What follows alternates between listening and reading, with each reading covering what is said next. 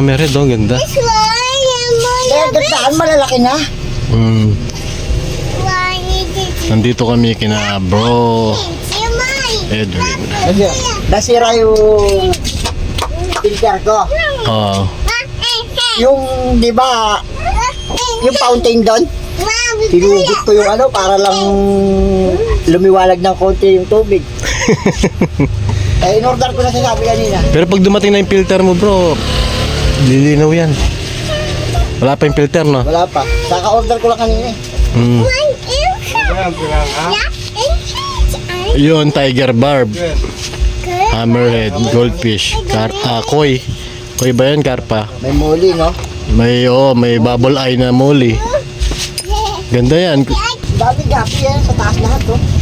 Yung gapi pa, oh. Wala ko nga naiwala yung gapi. Kung may kasama siyang Oscar, kakainin niya yan. Pag may Oscar, Pwede mo yung iwalay bro kasi madaling mga anak yan eh. ayun. Yan okay lang yan dyan. Samahin mo. Sama dyan. Oo, samahin mo.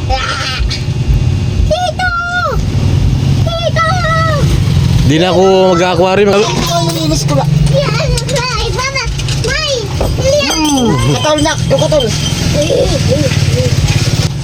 Yung brush, yung ano, panghugas ang platong Oo. Steel wool. No. Gawin ko nga yun yung sa bahay.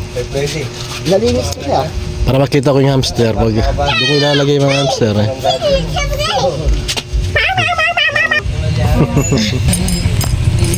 Bagay pa, kaya lang hindi yata tandadami kapag nandot. Saan sa... Buntis oh, bibigay ni bro Edwin. Hindi, iwalay niyo yung kulungan niya.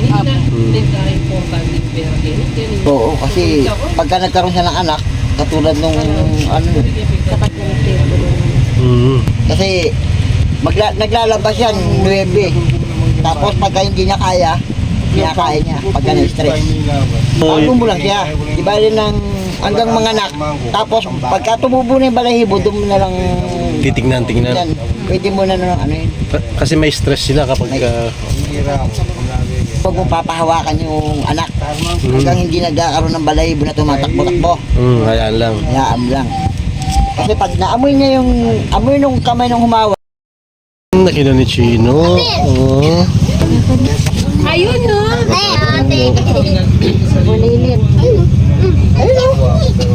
Yung isa, Chino. yung luma. Yung isa pa to yung medyo maliit pa. Di ba dalawa yan? Medyo malaki yan. Extra nalagyan dyan.